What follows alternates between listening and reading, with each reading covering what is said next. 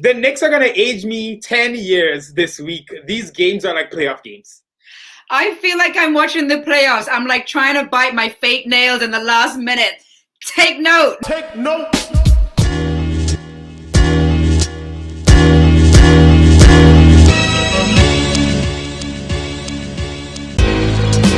Big Beach. We're here. My man, Alex. It's different this time. What's up, guys? What's up, guys? Terry and Trey, we're back post-game. The Knicks lose another heartbreaker at the death. Now, we played the best two teams in the East back-to-back and held our own both times. To be fair, both teams were missing big players. The Nets missing KD and 76ers missing Embiid, two guys who are like the best player on the team, really. But we're missing Derrick Rose. We're missing Alfred Payton, who I know can help, even though I'm not the biggest fan of Payton. We're missing Mitch Robinson. So the fact that we're in these games is exciting, and I know moral victories don't mean much. Like they don't, because we made so much progress, right? So you don't want to be like, man, this is good for building. If you take the long-term view, it's incredible we're in these games, but man, does this hurt. It does hurt because we're getting the opportunity to play these playoff teams without their star player. Yeah. So it's kind of like we're getting this opportunity to get the win, and we're playing really well against these teams. I mean, in this game tonight, we outscored them every quarter, and then fourth quarter was like their defense came out and was a completely different game. And to be honest, not even the whole fourth quarter, really towards the very, very end of the fourth quarter. And we are missing crucial buckets. We are missing free throws. Yeah. We're missing three-pointers. I mean, just so many times that we just didn't score that would have obviously made a big difference in the game, right? Us getting the win. But all in all, I do have to say, I still am really liking this team.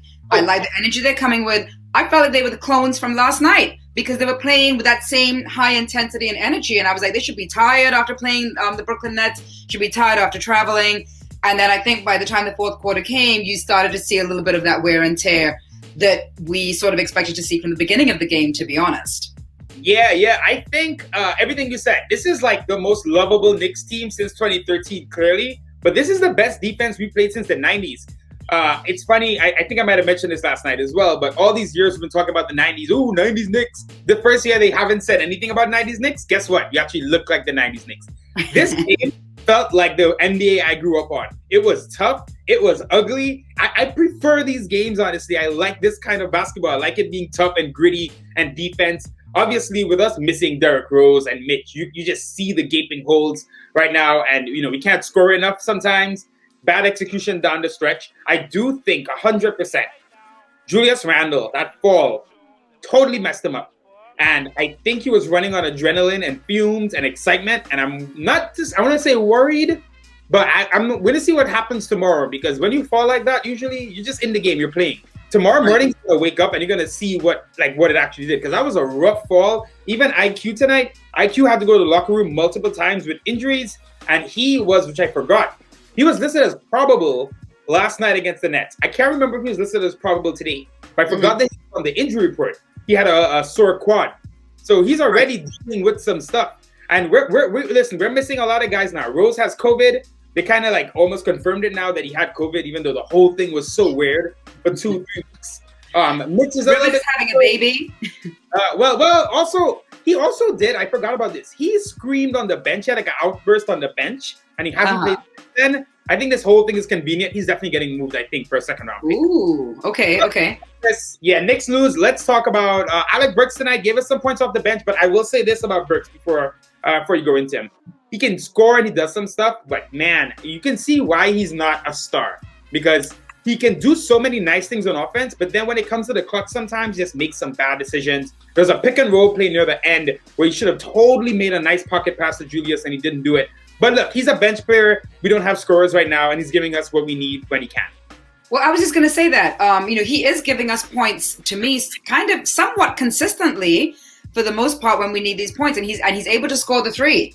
Yeah. Right? So I think we have several veteran players. I want to talk about Taj really quick also, who they're not going to be always giving us this, even though I feel like Alec actually is not in that category. But we have these veteran players that can come out every now and again and give us some extra points that we need. Because it's not like we need we don't need another person to necessarily give us 20 points, even though, yes, that would be great. Yeah. We do need that person. Not this. We need it in the future, Yeah. So what I'm saying is those couple of veterans that are there, like the Bullocks, like Burks, like Taj, that can every now and again step up and give us some valuable points. I like what they're doing. So I'm fine with them. And we also know that those guys are also movable pieces around the team, right? Yeah. Like if they get traded, we're like, okay. But something you said about Randall, Randall fell today, and yes, he probably continued playing off the adrenaline. I have been so scared, and I'm not putting it out there to be like that, but I have been so scared that if he gets injured at all, who do we fall back on at that point? I'm gonna be real. It's over. It is. There's no hope for us short of Derrick Rose coming back and just being insane. I don't even think Derrick Rose. I don't think that matters because Randall's backup is Obi Toppin, and I'm gonna be really honest. Obi looks like a disaster right now. Obi, he is. I mean, Frank looks like a disaster too. We're going to talk about Frank. But Obi, I'm more worried. I mean, Frank is in his 4th year, whatever. He's probably not going to be on the team. Obi, our disastrous draft picks. Is that what you're talking about?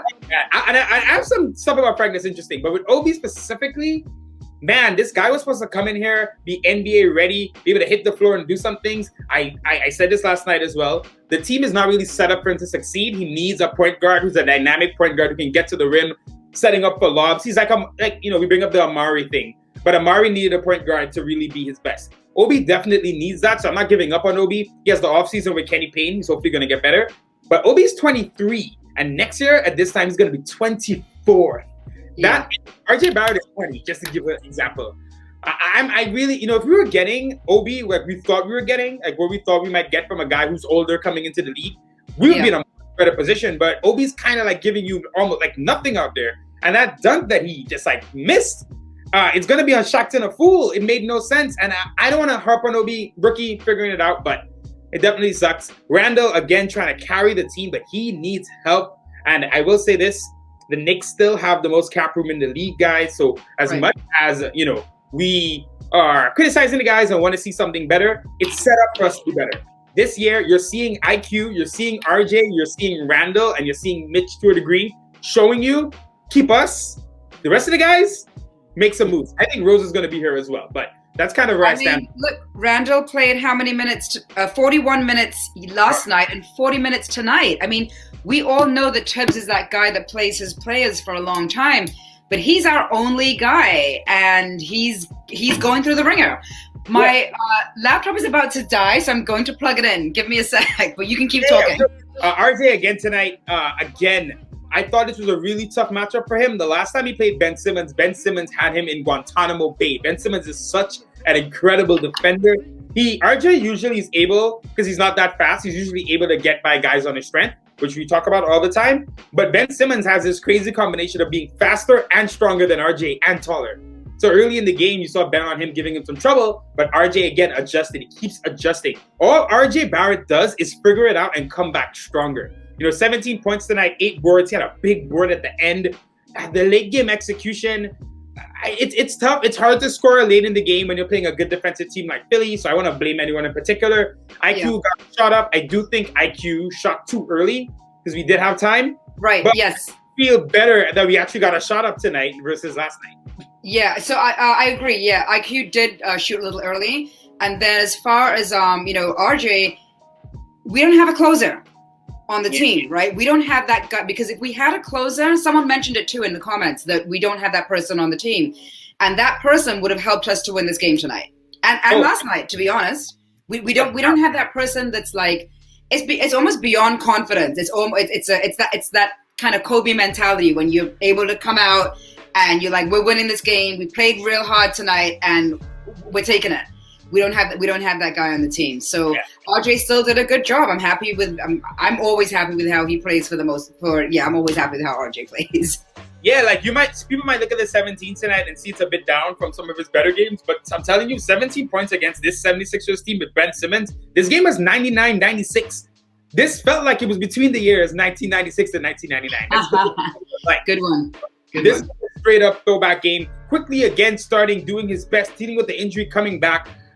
You talk about closers. I feel like we got closers in the making. I think Randall is Randall is not great in the clutch. I'm going to be honest about that. Even though Randall has been playing so well this season, it's tough for him in the clutch because, like you mentioned, when everyone's keying in on you, you saw late in the game, Philly had like 2 guys around Randall, right? Yeah. He's just not, he's just not that guy, and it's not his fault. He should have help, and he will get help. And this season, I keep trying to be in the present and the future because this season was not supposed to be this tough, oh my God, every game matters towards the end of the season, right? It was supposed to be a building year. But if you're, we're in it now and we want to win these games. But if you think about it, man, the fact that we have all the cap room in the world, assets to trade, and now that Leon and the front office have seen these guys for a year and know what they have here and there, it really does make you excited for what they can add to this team. And I think next year, we're hopefully going to see like another jump up. But the thing is, we're in this season and we want to make the playoffs, and it's getting tight because now we're only remember, we lost. The thing is, we played so well, but we still lost 2 games in a row. I know. Behind, ahead of the Hawks, who are about to catch us. The Bulls are 18-20. Zach LaVine scored 40 points tonight. A target for us in the future. So right now, I'm looking at the standings and everything, and we spoke about this 6-game stretch, right? For the Nets, the 76ers, the Magic on Thursday. That's a big game against a Magic team that's trying to tank and trade all their players. Trade Terrence Ross, by the way, who I think would actually be a great player for the Knicks and a great guy for the Terry and Trey show, if you know that. We would have to hit him up, right? We would have to hit him up and get him on the show. Terrence Ross, we need it. Outside of that, though, so after the Magic game, we got the 76ers again on Sunday. It's going to be another battle. Then the Wizards back-to-back. Then the Bucks and the Heat. Woo. So this stretch, including that Nets game, that's about 7 games.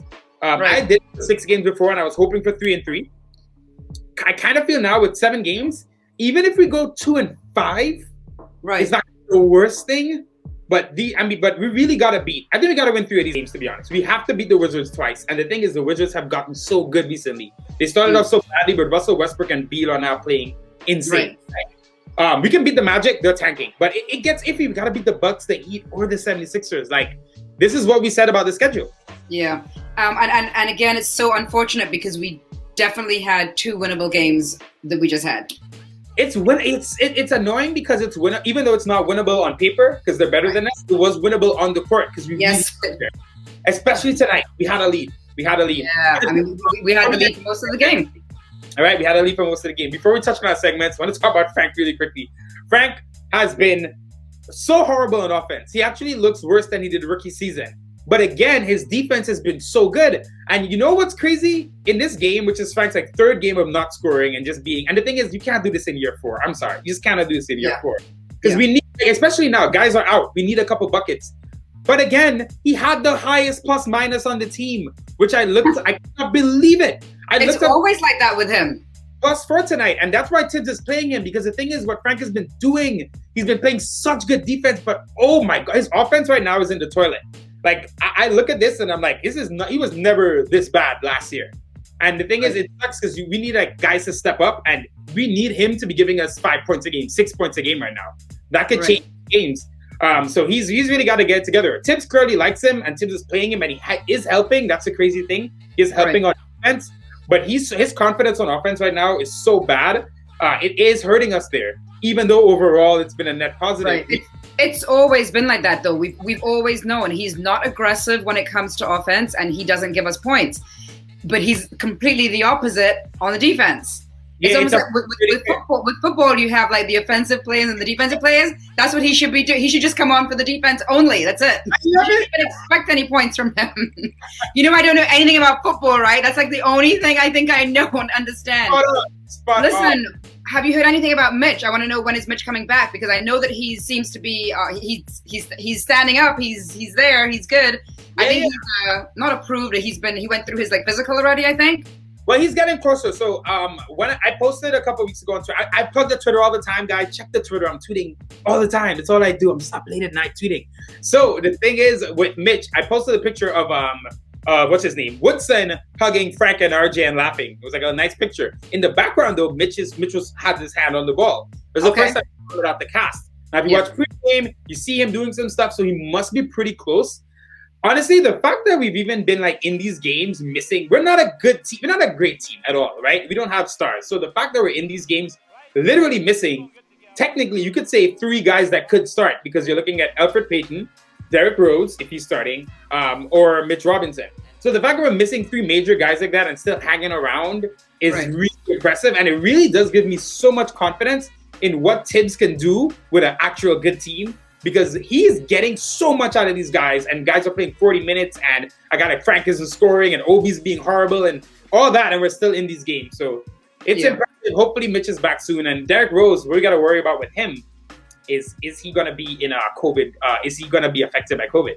Right. I said Mitch was standing up. Of course he's standing up. He had an arm injury. But I kind of more so just meant to say I've heard rumors that he could be possibly playing in one of the next couple of games. You know, maybe not Thursday's game, but maybe Sunday's game. He might be. That'd be big.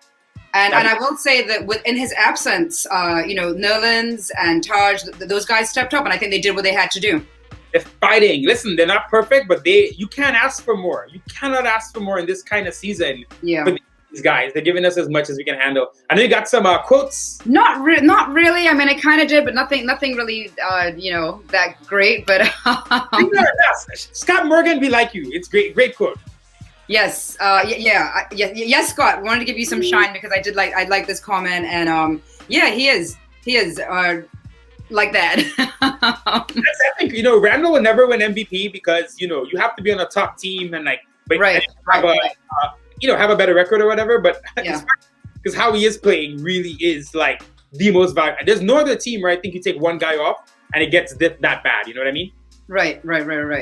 And here we go with Buddy Dial, and this team plays with its purpose. We all have to agree with this. Knicks fans right now, we're so happy to see the team develop to where they are, play with the energy they're playing with. Even the fact that they're even contending to possibly be in the playoffs. What more can I say? Hey, what more can I say? What more can I say? I was singing that in my head, yes, at the same time. Let me ask you this, just about this season in general. Because I feel like we're all struggling with this.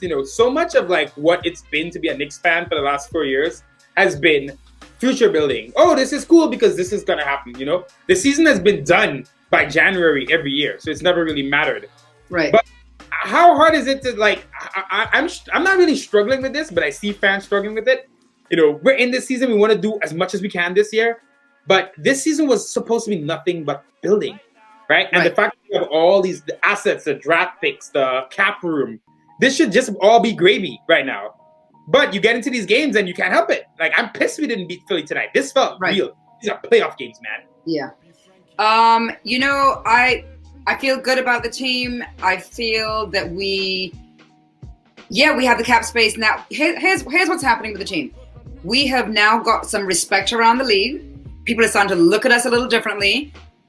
However, that means that the teams that are coming into play with us are also looking at us differently. Like, oh, okay, this is not the Knicks from years beyond. This is the new Knicks team. So they're sort of starting to game plan for us a lot more. But it does make us a more attractive franchise, of course, and it puts us on people's radar. So the good thing, what I like about what has happened is I do feel that we've sort of homegrown our own guys. Yeah. Right. I never wanted us to go star chasing. It's never been my thing. So I'm happy with what we have done. However, now I guess we do need someone to come. But we don't need to chase them. They need to want to come here and play for us and be part of this franchise and stay with us long term. We keep getting these guys that they bounce. I know everyone bounces around the league now. It's a whole different league from what it was in the 90s. And in the 90s, you had players that stuck with their team. Kobe and MJ, I know 2 of the biggest ones, but they stuck with their team. Yeah. And that doesn't really happen anymore. So I would like to see that happen for the Knicks, though. I would like to see us get another player to come play along with Randall.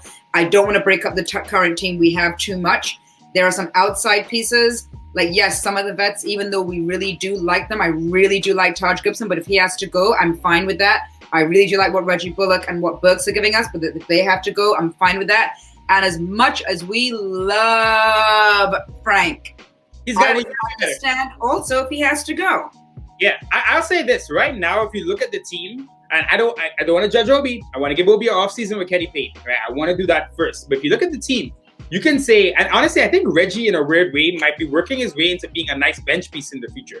Because Reggie's hitting shots. Reggie's doing his thing right now, right? But if you just look at the team, you got to say right now, We need a point guard for sure, right? The whole Frank, really great defense, and I'm telling you, he's making an impact on defense, but his offense has to get better. I don't think he's as bad as he's playing right now because I've seen him go through these slumps where he's just not confident. Hopefully, he gets better. Knox is so confusing because I don't even know what's going on with Knox in any capacity. Like the fact that Obi's playing so badly sometimes and Knox isn't playing at all is kind of crazy to me because I'm like, what is Knox doing in practice? So even like Knox, Obi, Frank, some of these guys, you don't know what's going to happen with them long term. But I think, like you said, we got a nice core here, and I love that you brought up that it's homegrown because even though we didn't draft Randall, it 100% feels like we did because we got this. It does. Because he had the bad season last year. Yep. That's actually that's the only reason why it feels like we made him this good because it's almost like he was really bad and then he got with our coaches and it was a lot of it was him, right? He kind of took it upon himself to say, I'm going to make myself better, I'm going to train hard, I'm going to eat right, I'm going to train my body. So it really was a lot of it him, but it happened while he was here with us. So it does feel like we grew him into this player. Okay, so we play the Magic again on Thursday night at 7:30. We play this team again, the 76ers, on Sunday at 8 p.m., so a kind of late game. And then we have back-to-back against the Washington Wizards, who you are telling me right now are playing a lot better than they were earlier in the season. Yeah, that's a game I would have definitely thought, oh, we got this. And the thing is, I still think we could win back-to-back because the Wizards aren't nearly as good as the teams we're playing now. But they're playing a lot better, and Beal is a crazy scorer, and so we have to see what happens there. But thank you for watching, guys. Tough loss again, I know, but progress is being made. Just remember that. Take care. Peace. See you guys next time.